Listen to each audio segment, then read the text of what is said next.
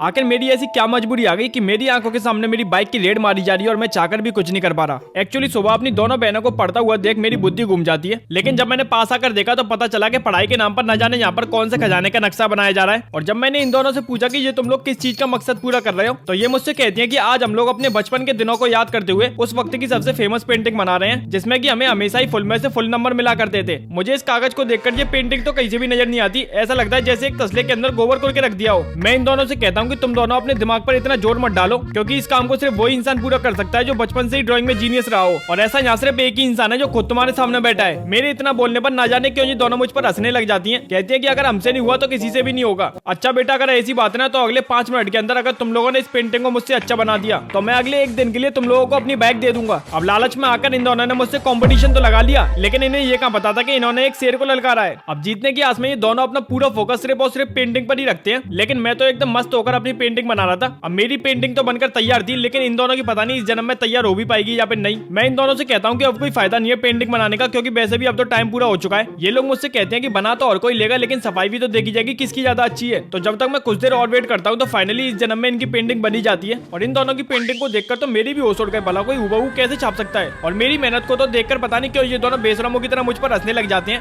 कहते हैं कि तू मान या ना मान, लेकिन पेंटिंग तो हमारी अच्छी है। हाँ अच्छी तो है, लेकिन ये हुआ कैसे, न जाने क्यों मुझे कुछ गड़बड़ सी लग रही है। और हार के अनुसार मुझे अपनी सबसे पसंदीदा चीज यानी कि अपनी बाइक इन दोनों को सौंपनी पड़ जाती है, और मुझे चिढ़ाने के लिए वो सब किया जा रहा है जो मुझे बिल्कुल भी पसंद नहीं है। कर लो बेटा कर लो, अगले 24 घंटों तक तुम लोगों के दिन अच्छे चल रहे हैं।